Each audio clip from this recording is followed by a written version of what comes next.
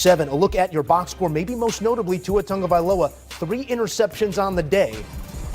2 were his faults, but you can't have that many. All right, back in studio with the guys. Mac, I want to talk about the importance of this win. We can assess some of the how, but the importance of LA coming away a winner here after back-to-back losses against the Giants and the Commanders. To have fallen to Miami here would have been damning to a season. Not completely, but to how we project this team. How does this change that projection? It changes because when you look at how they started the season in the dominant fashion in which they were displaying, we all feel like this was a for sure legit playoff caliber team, a team that could contend for their divisional crown in the AFC West. And then the 2 unexpected losses, especially a week ago, untimely turnovers offensively, seeing some holes surface on the defensive side. It made this game that much more important because of the team you're playing against, a team in the Miami Dolphins, entering today's matchup only 1 win. No playoff hopes at all for Miami. So you got to win the ball games you're supposed to win. That's the life of a playoff caliber team in the National Football League. They found a way to get it done. Not having a Marion Hampton, who would be the running back? Who would be the bell cow? Well, Kamani Badal showed up 120 plus yards on the ground. A career day for him. If I don't even have to look at his stats, I know that's a career day for him. You look at Ladd McConkey showing up to the party. Offensively, did what they're supposed to do. Defensively, yes, they forced some turnovers, but we saw some issues in the run defense area. I mean, Devon Achane was running through the defense, around the defense. That is a bit concerning, but they made the necessary plays to be able to come out of Miami with a much-needed win. So kudos to Coach Harbaugh and his staff. I'm always amazed at what we're watching the Chargers do this season and how they're winning these ball games. You look at how they beat Kansas City, right? And then you look at how they won this ball game. These are games that they usually would have lost in terms of a Chargers way, right? But they found a way to get out of the mud and come out on top. You talk about Kamani Badal, outstanding game today. He was toting the rock rather well. And you also look at Ladd McConkey, big plays in a key part of the ball game and living up to that moniker. I tagged him with the Bambi moniker coming out of college. Reminds me of Lance Allward, who played with the Chargers, right? So he's making these big plays in these high leverage moments, as is Justin Herbert. So the entire Chargers team, talking about the passing, the running, the kicking, these are moments where they usually come up small, but they came up huge today. So even though it wasn't an ugly win, got the win like we talked about. That seems to be the common theme today. Yeah. Chargers did a great job today in Miami. And so hopefully they're going to have Joe Alt back. Maybe next week. We'll see. Still dealing with that high ankle sprain there. They are getting healthier, right? Marion Hampton going on IR. He's going to miss some time. I could see the Chargers certainly making a deal for a running back before the November 4th trade deadline. Probably much sooner than that because they're going to need some help at running back. Shout out to Vidal for the game that he had.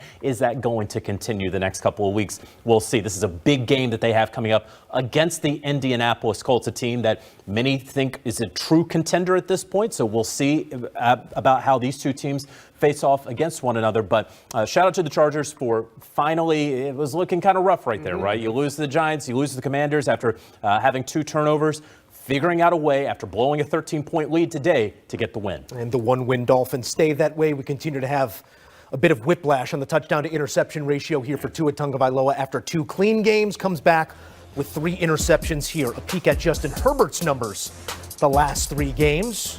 It was a get-right spot, and they just got right. A big-time connection and a big-time play to Ladd McConkey spells victory for the Chargers in Miami.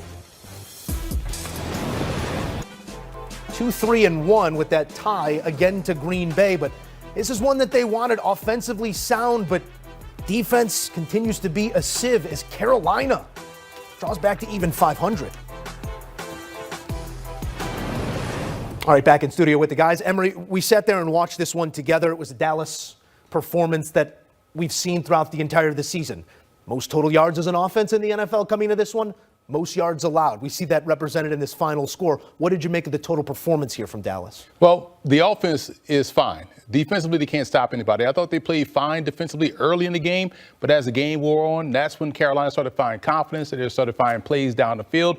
They let a dead team come back to life. And that, right, in and of itself, is not playing winning defense. You want to play your best defense in critical situations. I thought this was handled better by Carolina, more so than Dallas in that regard. And when you talk about the Panthers in this game and how they were able to, find life and make things happen, they always had an answer. Dallas refused to put this team away, and that's why they lost this ball game. Plain and simple for me, the Rico Dowdle revenge game. Yeah.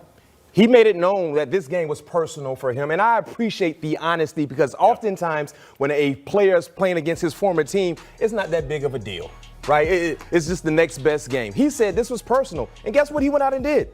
183 yards on the ground, 56 through the air, over 200 yards of total offense, and a touchdown. That's off the career high 206 last week in his first start as a Panther. So you do the math. This man is balling in his first two games. Yes, Emery, you talked about the issues for the Cowboys defensively. It was more so about their inability to stop Rico Dowdle.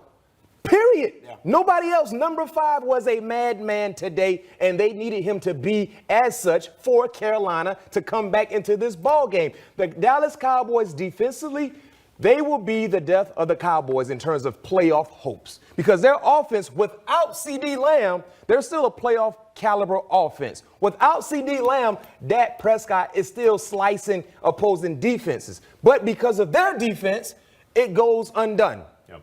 It's almost like they're wasting quality offensive play because they can't get the necessary stops to win ball games like today. And it's unacceptable and it's annoying, but this is the life they're living in currently for the Dallas Cowboys. You got to try to outscore every team you play. It doesn't matter if you're playing against Bryce Young or Sam Young. It don't matter. You got to outscore whoever the opposing quarterback is. I thought Steve Young was going to get a shout out. No, Sam. Shouts out Sam. We appreciate that as well. 216 rushing yards here, JJ. Yep. We oftentimes talk about the young quarterback's best friend being a run game that can do exactly what Carolina did in this matchup. But what sort of belief does this build in a young quarterback still trying to find it? Well, it's huge, right? Because this is no Chuba Hubbard. And without Chuba, you were thinking, oh, boy, the Panthers are certainly about to struggle being with Rico Dowdle. That has not been the case these last couple of weeks. Rico Dowdle not only, of course, leading them in rushing, also in receiving. We saw Ted McMillan there in the end zone twice, but Rico Dowdle leading the Carolina Panthers in receiving against the Dallas Cowboys, which, B-Mac, speaks to your point even more. You should be winning football games when the leading receiver is the running back for the other team. I want to shout out the Carolina Panthers, though, who, for the first time since 2021, are at 500 this deep in the season. You know, there was after week 2, the Panthers are 0-2. Yep. There was some question before that last drive by Bryce Young against the Arizona Cardinals about whether there could be another benching of Bryce Young and bring in Andy Dalton. And now they have turned things around, being at 500, a Carolina Panthers team, and I think we all believe that the Tampa Bay Buccaneers are going to win that division. But this is a Panthers team that can be competitive, that can win football games. So shout out to them and Dave Canales here in year 2. And the crazy part is when you look at Rico Dowdle having this game, it shows you that they have a running game. They're not just running plays. So it doesn't matter who's the back there. They found a way to scheme up run plays. And when you look at this division, seeing how the Falcons play tomorrow or whatnot, and you see how Carolina has found some life. Carolina beat them 30-0. Exactly. So now you look at Carolina, you look at this rest of the division. This is going to be interesting. We thought it was going to be Tampa Bay, but now we never know with this Carolina Panthers team. But I like how they are running the football regardless of who's back there at tailback. Some very clear splits emerging. 3-0 at home, 0-3 on the road, but an even 500 this late in the season. We know Carolina fans will take that. More to come here on